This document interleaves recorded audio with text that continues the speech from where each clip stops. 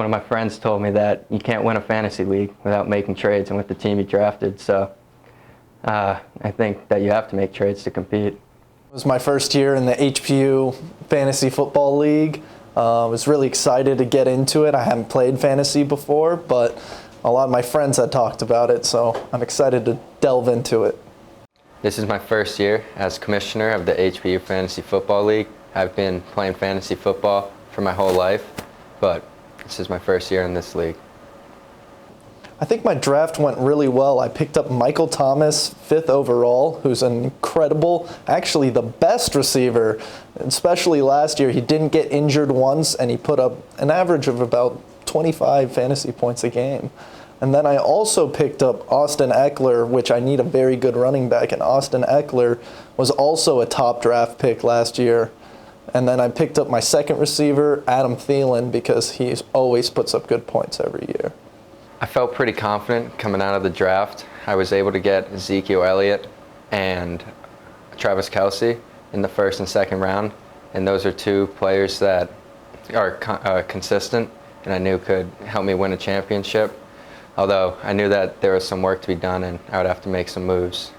Well, when Michael Thomas got injured, I knew I had lost a key player. I knew that my fantasy team is looking rough. And I didn't have the points in order to really win any games. So in turn, I decided that I think I needed to trade him. Obviously, you hope none of your players get injured, but in a game like football, people get injured every year. So you kind of just have to hope it's not your guys.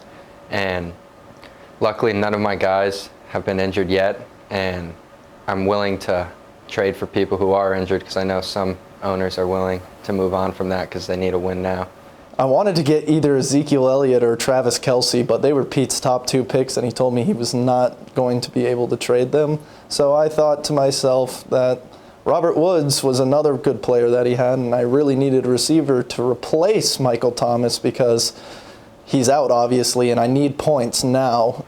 So in the end, me and Liam agreed to a final trade of Austin Eckler and Michael Thomas and Adam Thielen in exchange for Josh Jacobs, Jerick McKinnon, and Robert Woods.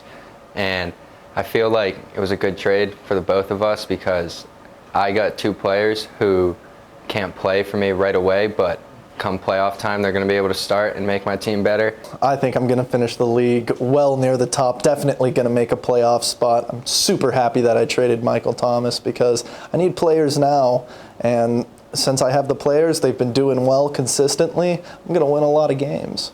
Right now, I'm in first place in the league, and I'm pretty confident I can keep up winning and secure that number 1 seed come playoff time. I was able to do what I've done so far without the 2 players I just traded for, so I'm confident once they come back, they'll help me secure the victory and bring home a championship.